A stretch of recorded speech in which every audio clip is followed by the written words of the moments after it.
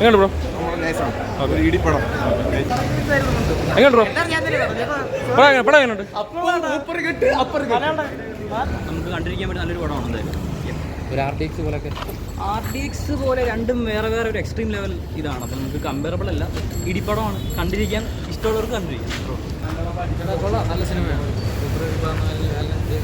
ഇടിപ്പടം പിന്നെ ആർട്ടിഫിഷ്യൽ പഴയ ഉണ്ട്. കൊള്ളാം, കണ്ടിരിക്കാം. നമുക്ക് 1 ടൈം വാച്ചബിളാണ്. പടം ബോറെന്ന് പറയാൻ പറ്റില്ല. ആദ്യം ഫസ്റ്റ് ഹാഫ് പറഞ്ഞാൽ ഒരു ഫ്ലോപ്പ് ചെയ്തിട്ടാണ് തുടങ്ങി. സെക്കൻഡ് ഹാഫിലോട്ടാണ് ഇടിയിലോട്ടൊക്കെ പോയി കണ്ടുകൊണ്ടിരിക്കുക. അടിപൊളി സിനിമയാണ്.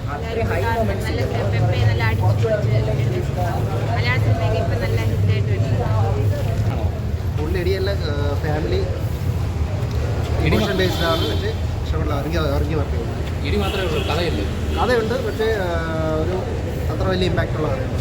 ഇഷ്ടപ്പെട്ടു ചേട്ടാ. അടിപൊളി സിനിമ, ഫാമിലി, റിവഞ്ച്, ആക്ഷൻ, മൊത്തത്തിലൊരു അടിപൊളി സിനിമ.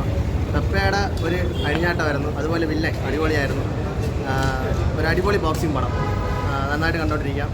ബാക്കിയുള്ള സിനിമ ഒന്ന് ഡൗൺ ആയി കഴിഞ്ഞാൽ ഫെബ്രുവരി തൂക്കാൻ പോകുന്ന സിനിമ ഇതായിരിക്കും. അടിപൊളി പടമായിരുന്നു, ഇഷ്ടപ്പെട്ടു. നമ്മൾ വിചാരിക്കാത്ത റേഞ്ചുള്ളതാണ്, സൂപ്പറാണ്. നല്ല ഫൈറ്റ്, നല്ല കാസ്റ്റിംഗ്, അടിപൊളി. പെപ്പെ പൊളിച്ചു. ഫുൾ ഇടി തന്നെയാണ്. ഫുൾ ഇടിയല്ല, നമ്മൾ ആ സിനിമയിലൂടെ നമ്മൾ കൊണ്ടുപോകും. വെറുതെ ഒരു ഇടി കാണുന്നുള്ളതല്ല, ഈ സിനിമ നമ്മൾ ടേക്ക് ഓഫ് ചെയ്തിട്ട് നമ്മളെ കൊണ്ടുപോകും. നമ്മുടെ മനസ്സ് സിനിമയോടൊപ്പം പോകും. കണ്ണുകൾ തന്നെ നല്ല നല്ല എല്ലാ ഇമോഷൻസ് ഉണ്ട്, ഫൈറ്റ് ഉണ്ട്. It's very nice, good film. കഥയുണ്ട്, എല്ലാം ഉണ്ട്. നല്ല പടം, വെറും ഫൈറ്റ് അല്ല. ഒരു പെപ്പെ പടം ഇടി തന്നെയാണ്. ഇടി തന്നെയാണ്. വിജയരാഘവൻ അടിപൊളിയാണ്, അത്ര ഉള്ളൂ.